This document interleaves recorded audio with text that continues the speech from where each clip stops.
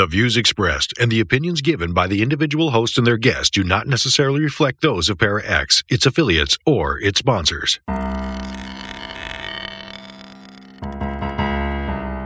I'm horror author T. Fox Dunham. And I'm horror author and filmmaker Phil Thomas. And tonight we're asking you, what are you afraid of?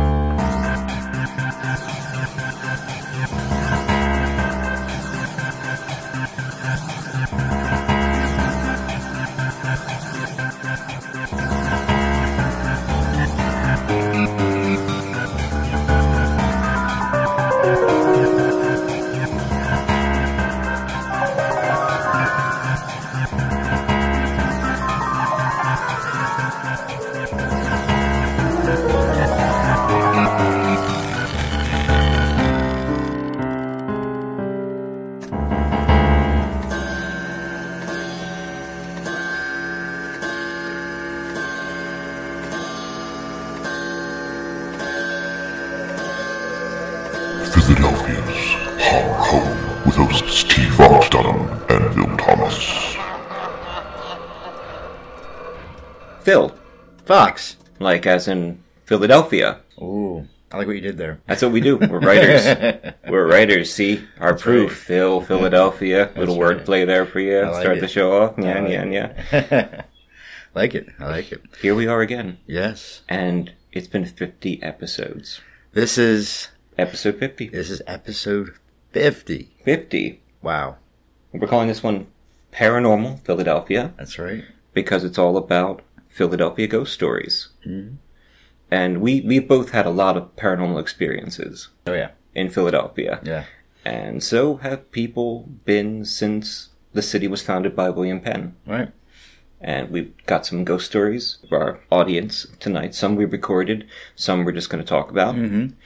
I know you've had some very interesting things happen to you Oh, yeah. in the city of Philadelphia. Oh, yeah. There's quite a few. And, did I ever tell you the time I was actually down at the Edgar Allan Poe house? No, I never told you I'm about sure you that? mentioned it. I might have mentioned it. Okay. Yeah. I was down at the Edgar Allan Poe house, and it was a really hot, steamy day, Mm-hmm. and no air conditioning in the place, right? Okay. And we were up in Edgar Allan Poe's writing room. There was actually a writing room that he wrote a lot of his things in. Yeah. As the tour group was walking out, I saw like something move in the corner of the room, Mm-hmm.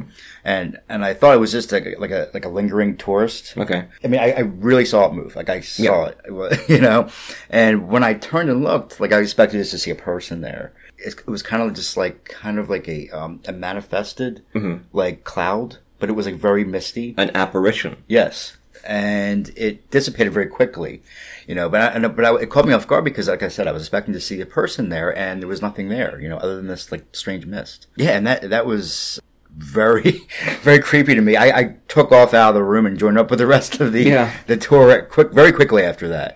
And unfortunately I didn't have my camera with me. Yeah. Actually I did have my camera, but I didn't have it like right. on and ready to go. And Yeah, your ghost never give you a chance to get ready. By the time I would have had it out, it would have been too late anyway. Yeah. So it was, but how you doing, bub? You got your camera? Okay, ready? Boo. ready, boo, ready. Boo. Wait, let me turn it on real quick Okay. and see if I can. Come on. I'm scaring a tour. I'm scaring a ghost group over at the Betsy Washington House. Get your game on here. We're. I know, but the whole city and have you ever been to the Poe House? I have not. Oh, you haven't been there? I have not. It's a little ways away from public transportation. It is. Yeah, it's right on Spring Garden. Yeah, right on Spring Garden. So we should go sometime. We should. I'd like to. You would really like it. I think you really like it. I know you're a fan of his yes, work. Very much so. And it was just cool, like going there and seeing the place he lived. Mm-hmm. And then having that experience kind of just topped it off. And if you'd seen a raven, oh, that would have been it. That would have been it. You know what? I don't think I did, but that would have been awesome. They have a really cool like little gift shop in there too that sells memorabilia and things like that. And I bought a few things. I bought a bookmarker. I bought a parchment paper with the raven very cool. written in his handwriting, obviously a duplicate, but of that period of time, the paper. And I have it framed. It's a little frame, That is a cool piece. I'd like to It see that. To mention Philadelphia, one must mention the lone man out there working with SEPTA every day. Oh, yes. Awake at 4 in the morning. Oof. Out there to the SEPTA wheelhouse down by 30th Street Station. He's listening to the show right now as he's driving the long hour into Philadelphia. That's right, he is. Bill. Bill. Bill's the man. Bill's out there right now, and we wish him a good day. Yes. Keep our citizens of Philadelphia safe on their trains, Bill. That's right. He's out there chugging away. He's, I'm sure, laughing his butt off right now. we haven't brought him up the last few times. We've forgotten. We've been busy, but he's out there. Yes, he is. Living the nightmare. Living the nightmare. 4 a.m. to get up is pretty rough, you know, and I commend him for it. We commend you, Bill. Yes. And we'll see you at Barnes & Noble. Yeah, we'll see you soon. He's there, a fixture at the Barnes & Noble at Montgomeryville. Yes, he in is. North Wales. He's always there in the evenings, and on the weekends you can always see him like a fixture.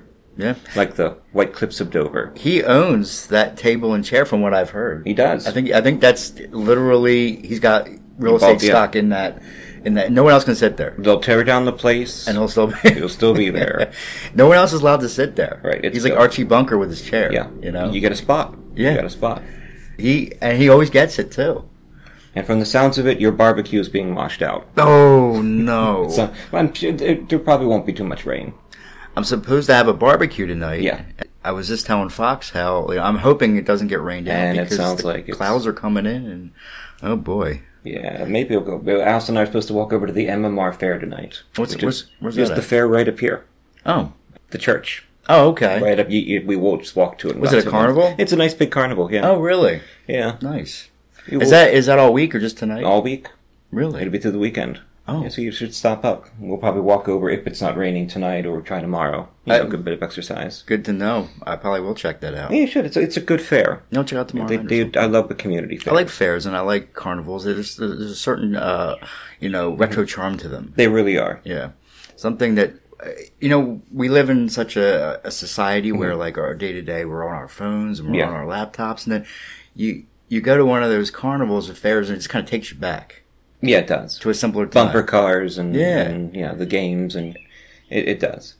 But talking about a simpler time, I did some research on a ghost that's haunted Philadelphia for the last couple 100 years, known as the Pine Street Hag.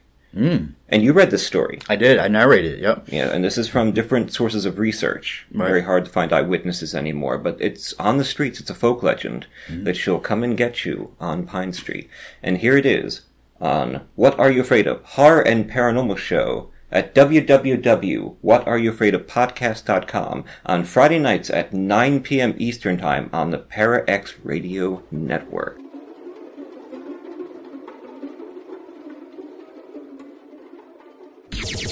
Your source for everything paranormal, Para-X. The Hag of Pine Street, Philadelphia Ghost Story, researched and written by T. Fox Dunham, narrated by Phil Thomas. Stories of witches are common in America, often representing the archetypical image of the old crone.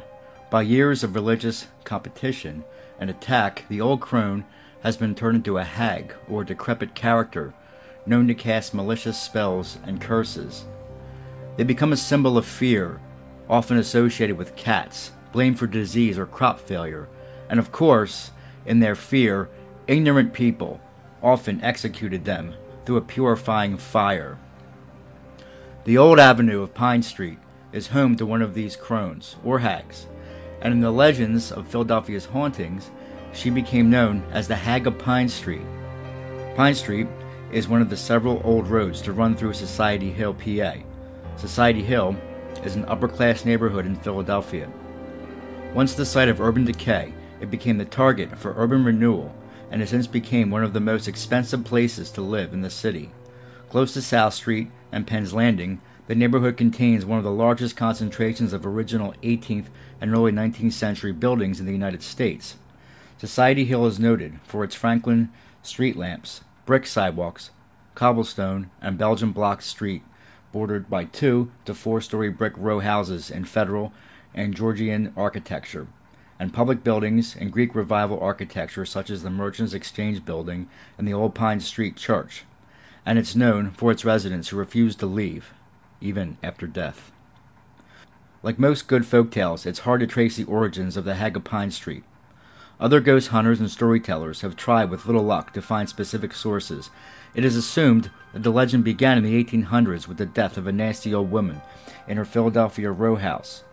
Ghosts are often said to refuse to leave their homes, rooted to the spot in a stubborn defiance and often angry that their new living occupants have taken up residence on their property. Many hauntings come from the deceased trying to drive the living from their private domains and refusing to admit to themselves that they've passed beyond the silver veil. This old woman seems to be such a case. The old hag, or witch, of Pine Street still uses her cane, though her body has long since passed to dust. She guards her home with the dogs and can be twice as ferocious.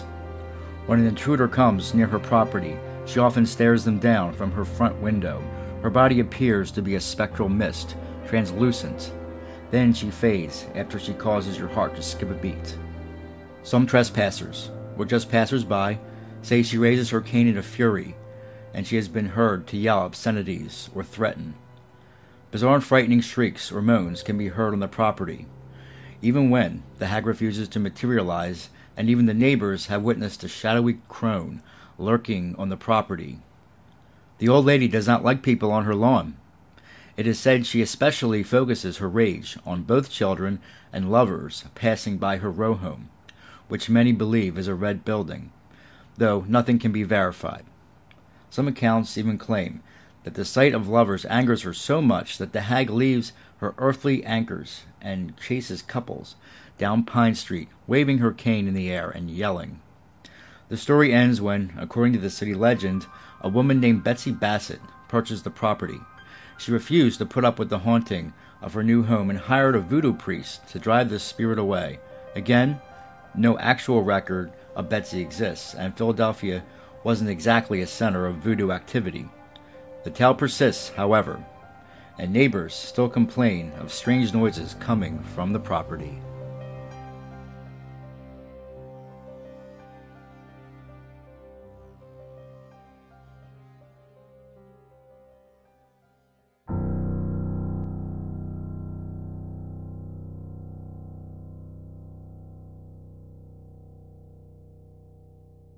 Your source for everything paranormal. Para X. Mercy, a new horror medical thriller from author T. Fox Dunham, published by Bloodbound Books. Based on the author's horrific battle with a rare form of lymphoma that involved intense chemotherapy and radiation, Fox turns the horror of his experience into terror on the page. William Saint is dying of cancer. On most days, death seems like a humane alternative to the treatment. Stricken with fever, William is rushed to Mercy, notorious as a place to send the sickest of the poor and uninsured to be forgotten, and finds the hospital in even worse condition than his previous visit. Willie's memories faded.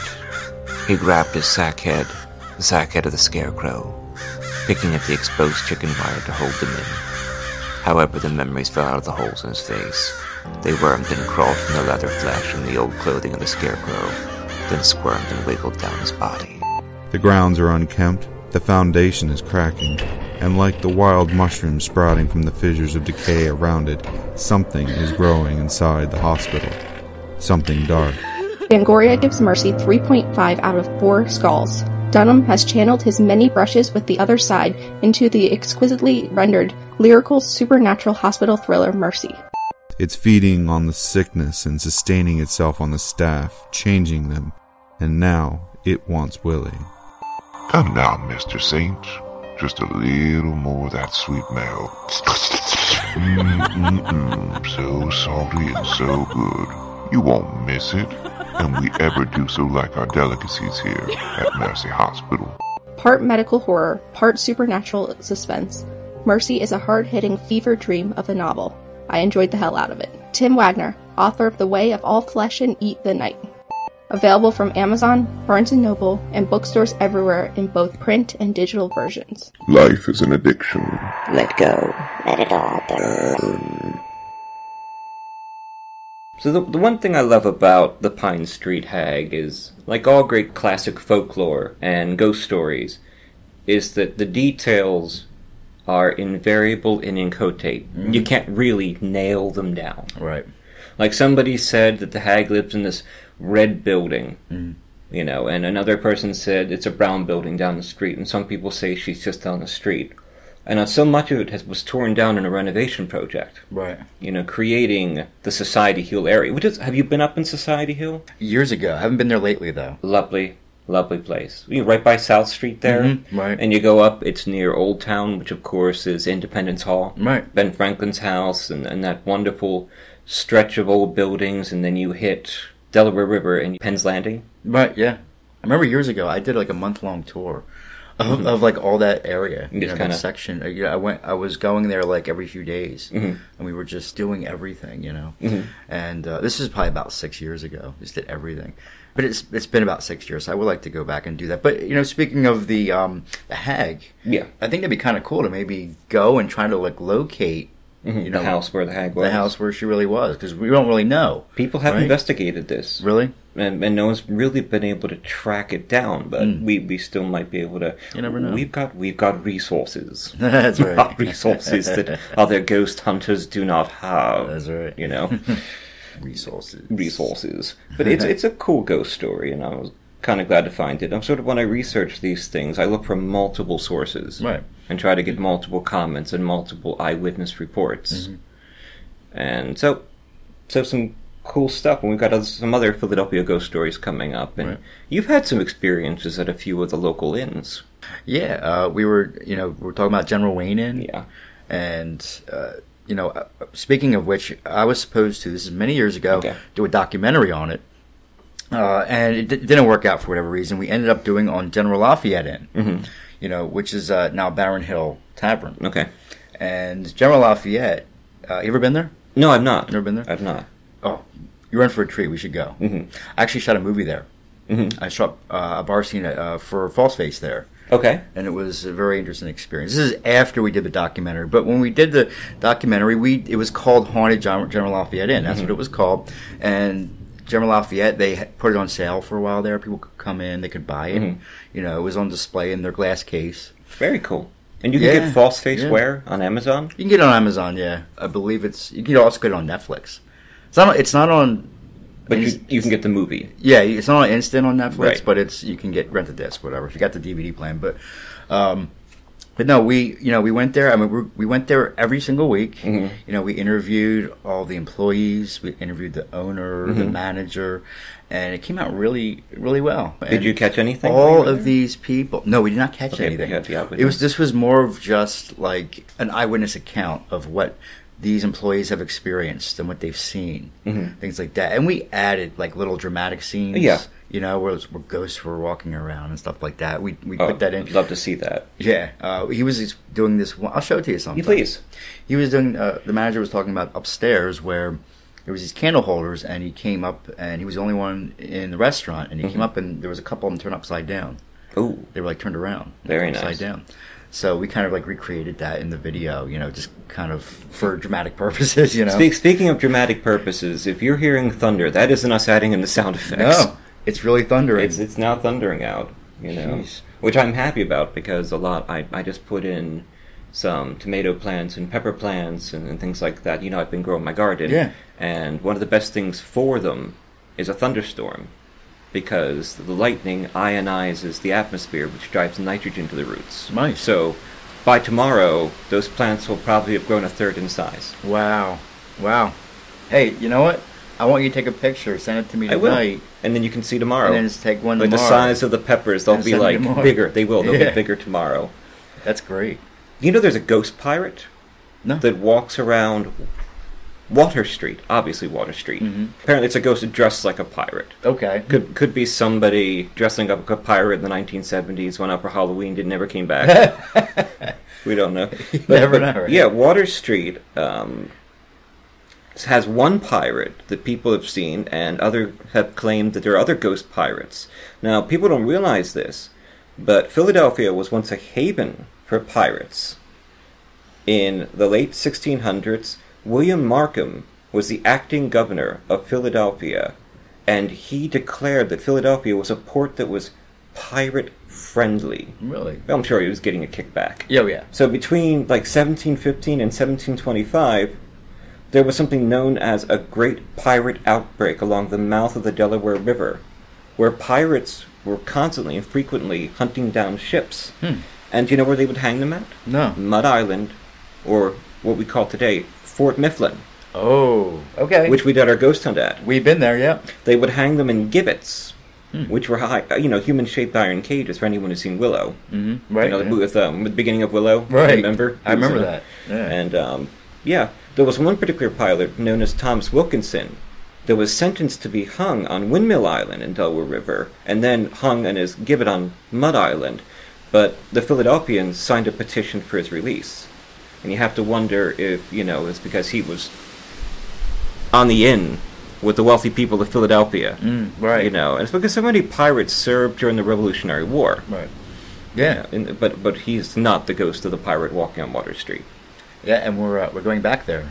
Yes, we are. Yeah. We will be at Fort Mifflin on September 16th to be a part of this huge, big ghost day. It's going to be great. We'll have our live show, and then we're doing a horror reading that evening. And James Chambers, chairman of the HWA New York chapter and the membership committee, just confirmed he's coming down. That's great. And we were talking to some great authors, friends I've never met before.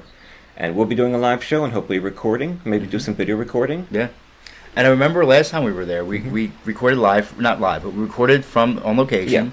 Yeah. But this time we're doing it's going to be a live broadcast. So it's going to be a little different this time. Yeah, you'll actually be able to tune in and hear us, and hopefully we'll have video too. Yeah. Well, we're going to take plenty of video. Trust me. It's going to be good. It's going to be really good. And then they'll be running around ghost hunting all night. Maybe we'll do that. Maybe we'll set up a camera. I think we should. And stream a live live footage. And to at least record the horror reading of the horror authors. Yeah. Which I think would be a lot of fun. Oh, we'll do it all. Yeah. But yeah, so Philadelphia has some wonderful ghost stories. I think of the ghost story about the hanged man who can still seem to be swinging in that square in City Hall. You've been to City Hall, right? Oh, yeah. That internal square there. Because William Penn loved making squares. Yeah, he loves squares, yeah. Which we'll get into. Where else have you done ghost hunting up in Philadelphia? In this area, anyway. Well... Q Thunder. Yeah, Q the Thunder, right. Where you have to done ghost hunting. Boom. Yeah. We did some ghost hunting. It wasn't actually at a house, but we did it in a location. We went on a ghost tour and then we went back.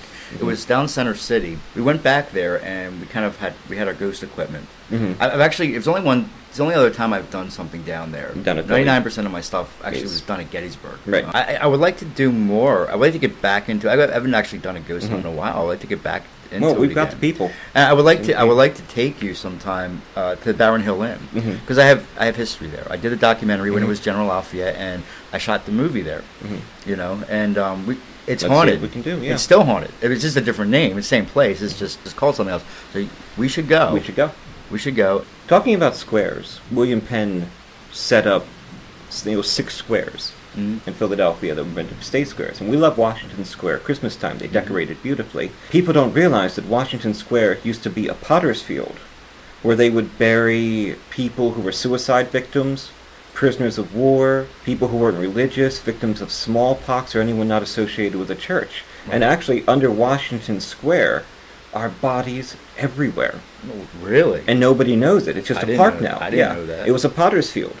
And they were burying people for years there. Oh, I heard about that. Yes. Now the thing is, a lot of different physicians would go down, we were talking about grave robbing earlier in the last episode, to try to get a hold of bodies that were being released by whomever because they didn't have any family to claim them, so they could do anatomizing on them, so they could dissect them, and learn about their physiology. Like William Shippen, who was a major physician back in the 1700s, would go down there and do that. And actually a group of African Americans who felt they were being targeted by this because a lot of the bodies were in there, petitioned the city to put up a fence so nobody could get in there. And the city council didn't put up a fence, they just planted trees and declared it a park. Wow. Now here's the thing. Years after that, there were legends. And there was a crazy old woman who used to pretend to be a ghost. Okay. To try to protect the bodies from grave robbers. And she would walk around in this cowl and sort of moan at people when they walked by, and they figured she was a ghost. Her name was Lee. Now, later on in the 1980s, she started appearing again. And people walking their dogs would walk by and see this old haggardly woman kneeling in a cloak, and they just would assume she was a bum. And when they would get closer, there was nothing inside the cloak. Wow. It was just standing there on its own, and then it would vanish or they'd hear a wailing. So, in 1994, a Philadelphia police detective reported seeing the same thing one early November morning. He said, "I looked closely at her, and the more I tried to get a make on her face, the more trouble I had seeing any face. Honest to God, it was as if there was no face, no head under the blanket that was wrapped all over her shoulders." And again the figure vanished before his eyes. Wow. Wow. So let's jump to a song. It was a song that was granted to us, it's under a common license, but it was granted to us by a magician friend of ours, Douglas Stafford, and it is from, it's a spooky, wonderful song called Wizard Blues from a magician known as Dr. Tropical. Love it. Great song.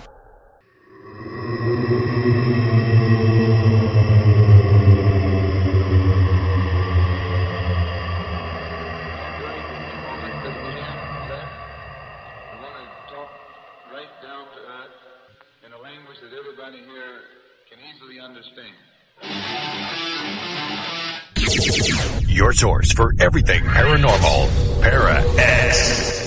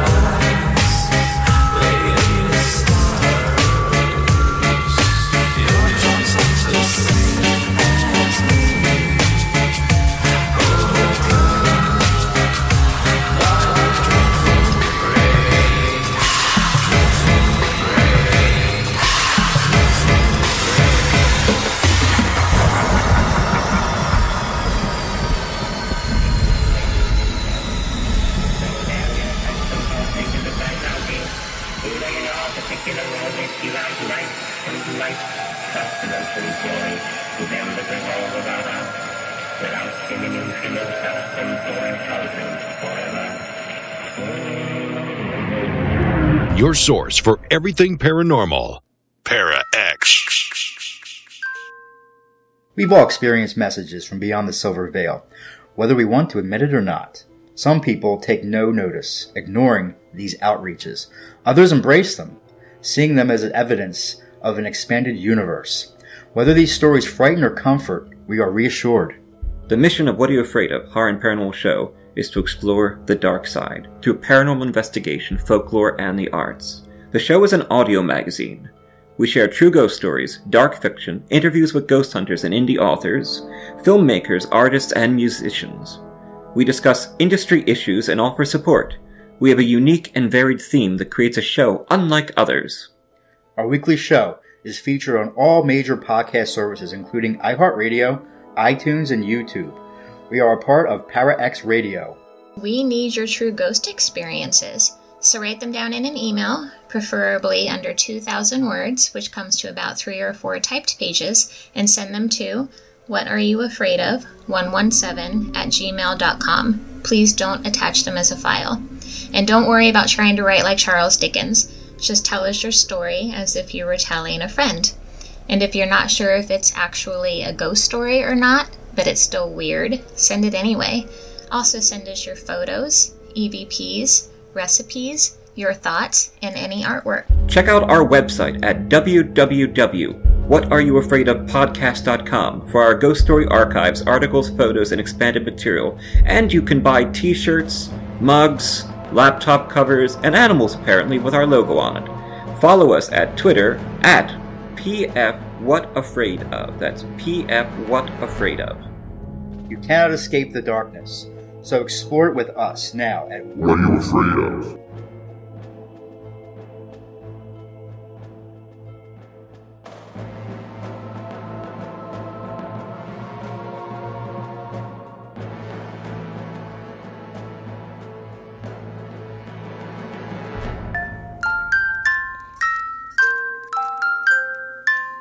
Hi, this is Tim from Comic Zen. We're located at 301A West Main Street in Lansdale, right near the intersection with Susquehanna Avenue.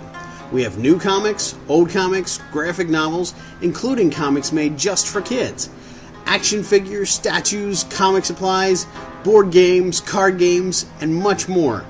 We have a special order service for both comics and games, and we have a comic subscription service so you don't miss your monthly issues. So come to Comic Zen. Just don't upset the samurai ghost who haunts the store. And guess what, kiddies? Foxy and Philly will be recording live from Comic Zen in Lansdale every first Friday of the month. So come down and see us at 6 p.m. Eastern Time. Well, not then, because we will be recording live for the Philly Foxy Haunted Spooky Hour on ParaX Radio. And bring your ghost stories a little before or a little after, and we'll be glad to collect them at Comic Zen. Fridays, first Fridays, at Comic Zen. Comic Zen in Lansdale, PA. Whether you're listening at home, at work, or anywhere, thanks for making ParaX part of your day. Your source for everything paranormal, ParaX. The Music de Teufel, Part 3, read from Savage Beasts, from Grey Matter Press. Editors Anthony Riviera and Sharon Lawson. "You're lucky I came back to apologize," Father Barlow said to the darkness. Light shredded Stephen's eyes and his head throbbed. "I'm going to throw up," he said. The priest handed him a pink basin and he filled it, pushing up the coffee from the earlier this afternoon. "Dr. McKenna thinks it was an accident. A little too much morphine. Happens all the time. They knocked it out with Narcan. You're fine now and should be ready to go home soon." "My leg hurts," Stephen said, feeling shame for losing control when his son needed him. Barlow sighed. "It's killing you. Your son is dying. Jesus, forgive me. I really have no choice but to tell you. This is outside of his work. Hell used to scare me, but now it feels like a comfort, a way to give me peace." "You deserve no peace and should be punished," Father Barlow said, shedding his compassion and forgiving vocation. "I can endure any punishment that's inflicted on me, but your God is a truly sadistic God. He tortures my son to punish me." Father Barlow hesitated, his eyes seeming to contemplate some terrible matter. "There might be a way to save Barton. Come to my trailer tomorrow before the benefit. God save my soul." "What way?" Stephen asked, ready to try anything. "Can you give yourself to darkness?" "I know what it's like to live with a burden," Barlow said as he poured whiskey into a tumbler, finishing off the bottle. "Temptation has weighed down on me. Stephen leaned on his cane, enduring the fire burning up his leg into his thigh, and sat down on the only piece of furniture in the cramped trailer. Bottles lined the windowsills and clattered to the floor. Broken glass crunched under his feet. "I don't have a lot of time before the benefit, cousin. You offered me a way to save my son, and I'm desperate enough to believe anything. Why am I here?" To give you a little family history, a shadow melted along the walls, cast at odd angles from the sparse light that filtered in through the blinds. It reached, manifested, and melted into a single figure that danced along the wall like a shadow puppet. Barlow gulped from his tumbler. "What did your father tell you about our grandfather?" "Same story you were told. He grew up in Berlin, served in the Wehrmacht in France, a file clerk. His 2 sons, my father and yours, came to America and got married." Barlow shook his head. "It is a practiced lie," he said, sipping from the tumbler. "Our family hoped the truth would be forgotten. You know, repeat the same story and eventually it becomes true." He opened the freezer and pulled out a manila folder wrapped in a plastic bag. He tore the bag and handed the contents to Stephen. "My father told me the truth about Otto Kerner a year ago, before he died." "Is this Hebrew?" Stephen asked, trying to decipher the labels on the front of the folder. "Our family saved most of the material and kept it secret. I don't know why they saved it. The rest was compiled by Simon Wiesenthal himself, the famous Nazi hunter." The term Nazi shook Stephen. The subject had always been avoided when they'd spoken of their family history. He was a file clerk. He served his country as any son would, did his duty. "You'll find a journal in the packet," Barlow said.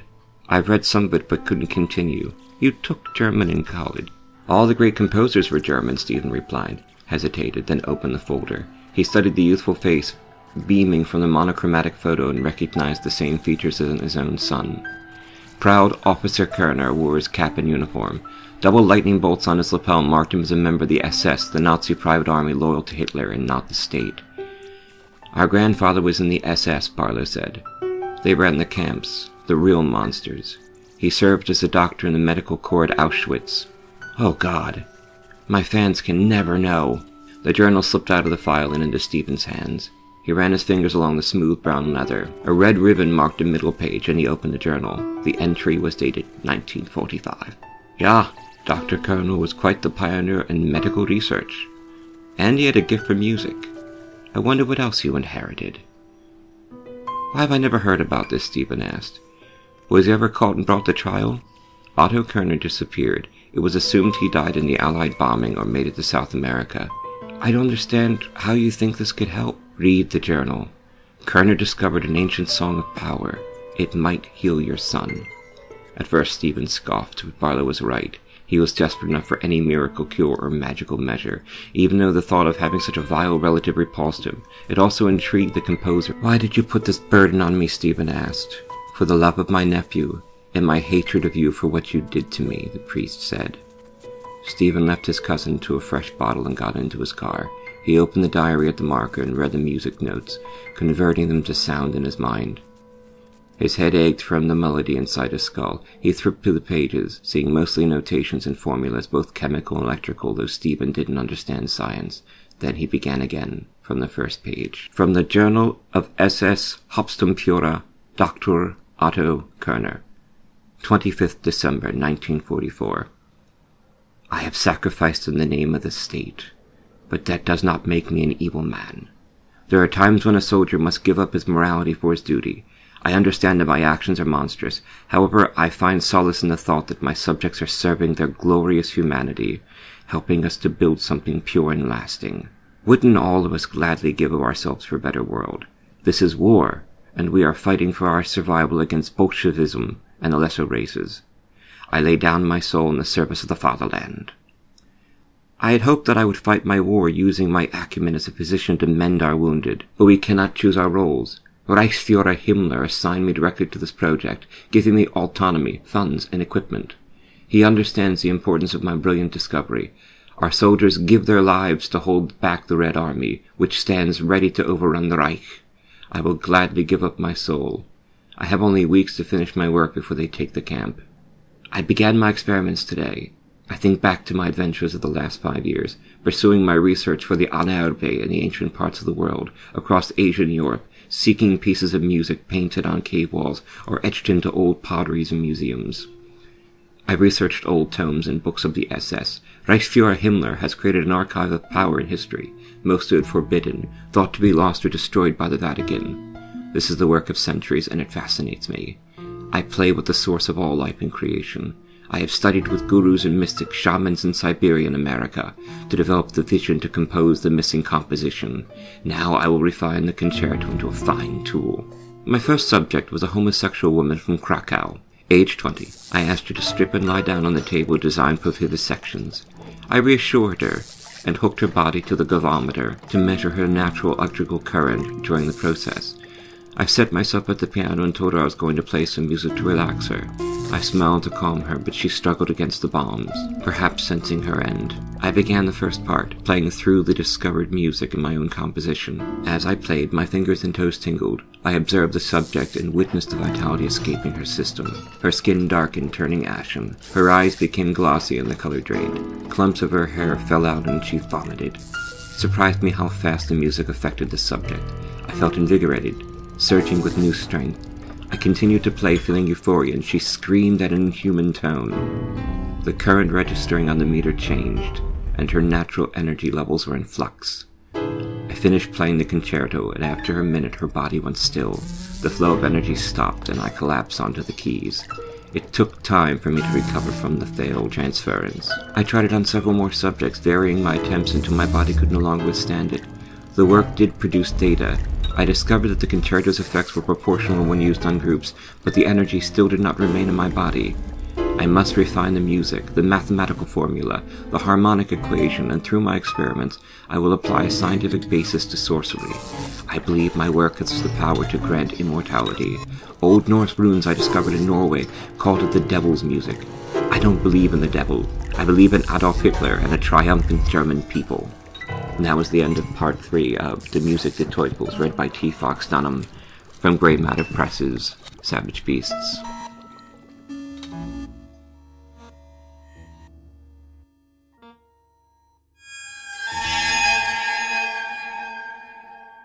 Your source for everything paranormal.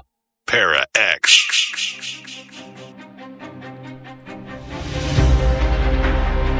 My name is Greg Bakken.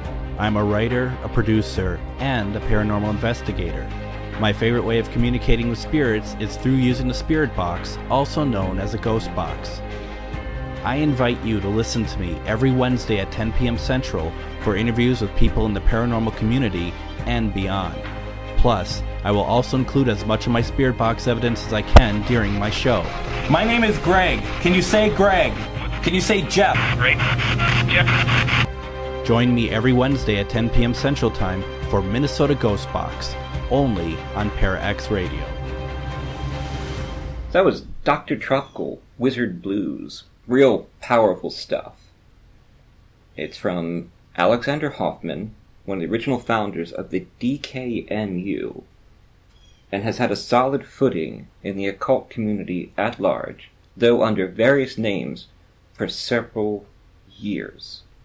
And he's just a mysterious guy. Right. And we know him from Douglas Stafford, who's going to be on the show. Yeah. Our magician friend whom we met up at the event at Halloween over at the King of Prussia Mall last year. Right. And he'll be in Lansdale, First Friday, right, which will be on July 7th this year. And we'll be over there at Comic Zen. Mm-hmm.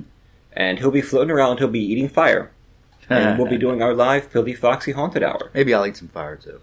You could eat some fire. There was a Spanish restaurant there. Right. Not Mexican as in Mexican cuisine, Spanish cuisine. Okay. And the food was so hot that the place burned down. Oh, right. Literally, it's burned down. It burned down. It burned down. You know, like in that row next to Main Street Pizza, and you've got the breweries right there. Yeah. And it burned down. Good Lord. Yeah. Jesus. Well, I guess when you eat that stuff, the fire comes out the other end, right? Yep, that's what I've heard. Yeah. What did we say last time? Satan's butthole? Yeah, yes, we did. I saw a very interesting video from Chile. Yes. That goes to show you that ghosts aren't just a northeastern kind of phenomenon. And you saw the video. What did you think of it? I thought it was really crazy. Apparently the cops were just as afraid as the townspeople. Yeah, the Carboneros, Chile's militarized police, were called to this place because of a fire, but when they got there, a poltergeist was attacking them. And they have this video, which we'll put a link on the website. In fact, I just updated the website, everybody. The last 4 episodes are up. I'm getting the ghost stories up. Mm-hmm. So we got them up. It's pretty bizarre, and it's pretty scary when you think about it. When one of the officers said, he felt like a knife grazed him. Right, a knife grazed him. And he had a bulletproof vest on, which might have saved him. From this knife. Wound. And the residents of the house talk. I mean, I've seen the house. It's just in a very poor community. Mm. I mean, of course, it could be a wealthy family for all we know in Chile. Right. But this poltergeist was apparently having all this activity, and they interviewed the family, and they talked about a sack of potatoes being lit on fire, a vase being thrown to the floor, and kitchen utensils flying off. It's classic poltergeist activity. And then if you watch the video, nothing happens for a while. You're just watching. Nothing happens. And then a broom falls. Right. You're kind of like, okay. And then a bucket goes sliding across the floor. Right. And a knife falls. It's so, yeah. But you know what? Crazy. If you're watching it, there's nothing here beyond the realm of a kid who gets a hold of his dad's camcorder special effects. Mm-hmm. In fact, it's raining, but if it wasn't raining, I was going to go out and see if we could try this. Tie a little fishing string to a bucket on the porch. Yeah. And then I'd record on my phone with my hands shaking, and then every few minutes something would fall or slide. And I guarantee we could reproduce this perfectly. Oh, we could. We could. I've actually done that in a couple of my movies. The sliding locks, the chain locks. We had some fishing line tied on it, and we just pulled it, and it looked like the lock was sliding by itself, and then came off the hinge. And it can be very easily reproduced. It can, and you got to watch this. You got to look for wires and string, and because we never saw anything off to the side. All of a sudden, you see this bucket go sliding from out of view, and why couldn't someone have been there pushing it? Right. Same thing with knocking over the broomstick or pulling a little, like just creating some vibrations in the walls. I mean, it was so easy. A lot of this stuff could easily be fake now. Yeah. And I suppose it's a matter of faith. But the family goes running out of there. The police are called, and they've apparently verified everything. And of course, the police also verified the Enfield haunting. Oh, right. Remember, the police were called in when the kids were reporting scary voices and dishes flying and things like that. And one of the police actually saw a chair go flying across the floor. Right. But it's like, but you have to be really careful. What would you do if you saw a chair going flying across the floor? I'd have to put it back. You put it back? Yeah. I have to put... What else you can do? I'm a neat freak. Make sure it's back. Right? I would be really ticked if poltergeists were messing up my home, throwing dishes or something like that. I'd move just because I wouldn't feel like dealing with it. Right. I'd like... The power of Christ compels you to clean up my floor. What would you do if you saw it? What would I do? I probably wouldn't stick around to put it back. I would be out of there. You'd be out of there. Yeah. You see, that's the difference between you and me. I'm crazy. I am a little bit. Then who knows? Maybe if I had a couple drinks in me, I probably would stick around. I get braver when I. You get braver when you drink. Yeah, I do. We all. Yep. I definitely have my mic out. I'd be beer muscles, I'd be looking for EVPs. Right. In fact, Galen Chauncey just sent us some new EVPs from Waverly Hills, which we'll play on the next show. Thank you, Galen. Yes, thank you. And that's going to be awesome. We've got a surprise guest coming up. I need to arrange an appointment with to get her on the show. But I don't want to say anything yet, but this is going to be fan. Talk about haunted Philadelphia and some of the best paranormal experts in Philadelphia. She'll be coming on the show. That's going to be great. Yeah, it will. So, you have anything you want to... I just posted a short film on... the YouTube channel, Film Zero Presents. It's called Mouse Tail. Okay, and that's right. I did promote it before. I'm going to say it again. Yeah, of course. And please go there, check it out. The channel is Film Zero Presents. And I also just posted another episode of our talk show, Film Zero Presents. It's episode 4 on there. And anything else I want to talk about? My book on Caliburn Press should be coming out hopefully in the fall. Do a shout out to Caliburn Press and say, please check out their website. They got a lot of great books on there for sale. Google Caliburn Press, and you will find a whole list of sources for them on Amazon, on their website, and things like that. You can purchase the books. Right. And anything you would like to promote or talk about? I did another part from De Music de Teufels on this episode, part 3, which you can get from Grey Matter Press, from their great anthology, Savage Beasts, all about music and rock songs and stuff turned to evil purposes. Ooh. A lot of good friends in there, a lot of the dark ones. Okay. Are in there. The Music at Teufel is moving along. We'll have a few more parts coming up, and then I'll put the whole thing up on the website. Nice. That you can go to. And I just got a bunch more copies of my horror hospital novel, Mercy, about my experience with my very rare kind of blood cancer. I went through chemo, I went through radiation, I died from it. They tortured me, they did bone marrow extractions, they did spinal taps. I had all that radiation to my face and my back, and I had all that chemo.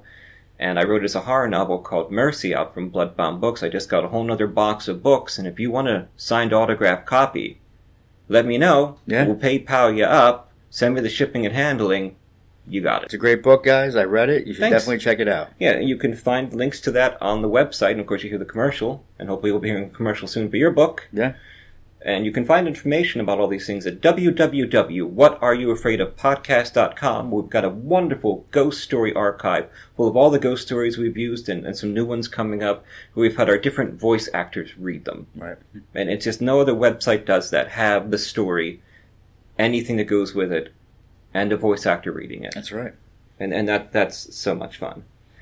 Well, this has been Paranormal Philadelphia, episode 50. Episode 50. Episode 50. Halfway to 100. Halfway to 100. And the thunderstorm is petering out. It's settling down a bit. So I think my father-in-law's race got canceled because I heard someone come in. Yeah. That's okay. That was him. That's okay. I put an extra him. piece of chicken out for him. Had a feeling it was going to happen. I saw him. That was him. Yeah. So, it's been a great show, and we look forward to the great content that's coming up, and hopefully when Allison and I are up in Hudson Valley this weekend, we can get some phenomena and some ghost stories. Yeah. That we'll come on back down with. That'd be great.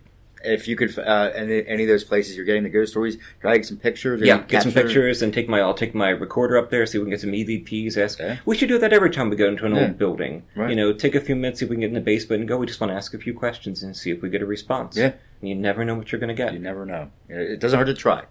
Indeed. So we are on Para X Radio on Friday nights at 9 p.m. Eastern Time. And again, on July 7th, for First Friday, we'll be live at 6 p.m. Eastern Time from Comic Zen for the Philly Foxy Haunted Spooky Hour. Oh, yes. Then we'll see you there. See you soon. I'm Fox. I'm Phil.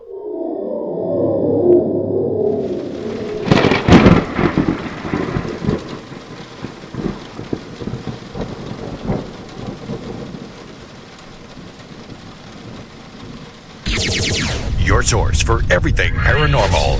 Para X. Haunted by Barry Mental Hospital, Philadelphia.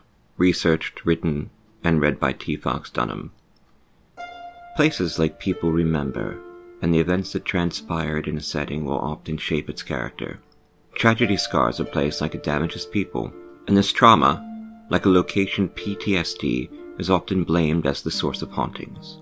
Thus, certain places tend to be more haunted, such as battlefields, sites of murder, and terrible suffering. Mental hospitals are places of tremendous dark rumor and scary happenings, places where patients who suffer diseases of the mind never escape from their prisons, even after death. Philadelphia, a city built by Quakers, suffers a shameful secret. Byberry Mental Hospital.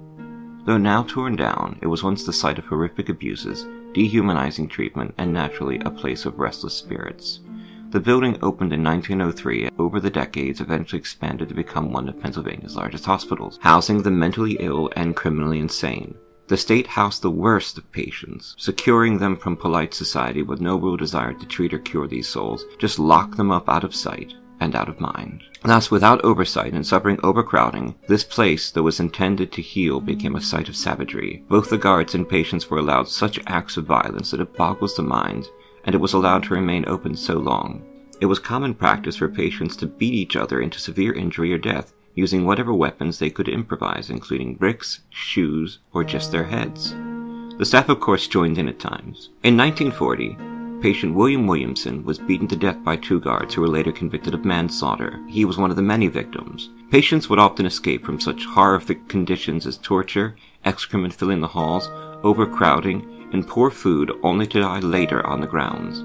In 1942, patient Evelyn Griffin disappeared into the tunnels below the building, and her decomposing body was not found until a month later. Skeletons were discovered by service people mowing the tall weeds, and the body of Thomas Mulligan was found in a blackberry patch, badly decomposed. Some say that his body can still be seen on that site during dark nights. The most grisly tales that of a young woman who was raped and murdered by Charles Gable. No one knew she was even missing until the 40 other patients jammed into the ward were caught toying with her body parts as playthings. Some reports claim they could still hear the inmates laughing with glee as they used her teeth as betting chips and decoration. Finally, in 1987, after 90 years of hell, Governor Bob Casey ordered the hospital closed, which led to new issues of squatting by junkies, cultists, and even ghosts. The new occupants have reported many incidents of paranormal encounters, though often not taken seriously. Since it was trespassing to be on the dangerous site, most stories have gone unconfirmed, confined to the realm of city legend. Many squatters reported hearing a weird howling or moaning, or the cries of patients in their suffering. The tunnels are said to be haunted by a knife-wielding maniac, a spectral figure that can still inflict bodily harm even in his ethereal state. Recently, an intrepid ghost hunter caught an EVP while visiting the closed hospital. Speaking into his microphone, he said, "What's the weather like for you?" After a long pause, a growling voice answered in a sneer, "Cold. It's cold. Never." Finally, a city legend claims that the site became the residence for evil cultists, who conducted rites of sacrifice and dark rituals to ancient gods. Though perhaps just graffiti, their ancient symbols could be found decorating the walls.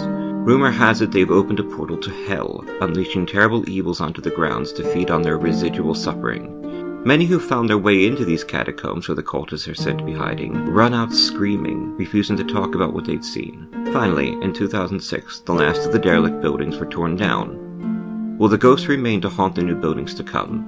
Or will the tormented souls rest, and the city can finally forget its terrible shame?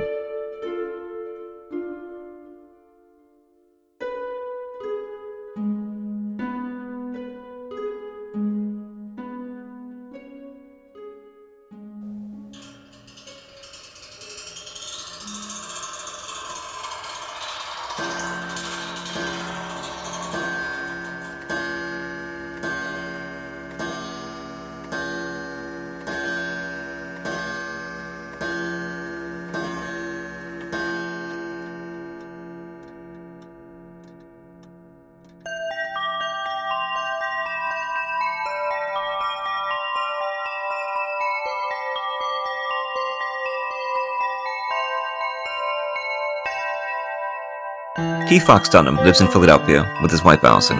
He's a lymphoma survivor, cancer patient, modern bard and historian. His first book, The Street Martyr, was published by Gutter Book. A major motion picture based on the book is being produced by Throughline Films. Destroying the Tangible Illusion of Reality or Searching for Andy Kaufman, a book about what it's like to be dying of cancer, was recently released from Perpetual Motion Machine Publishing, and Fox has a story in the Stargate anthology, Points of Origin, from MGM and Fandemonium Books. Mercy was recently released by Bloodbound Books.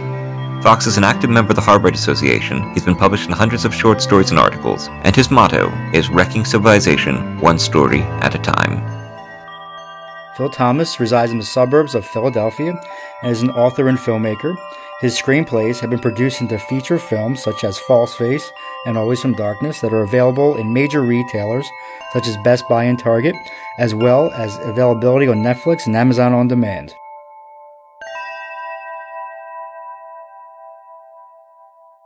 The views expressed and the opinions given by the individual host and their guests do not necessarily reflect those of ParaX, its affiliates, or its sponsors.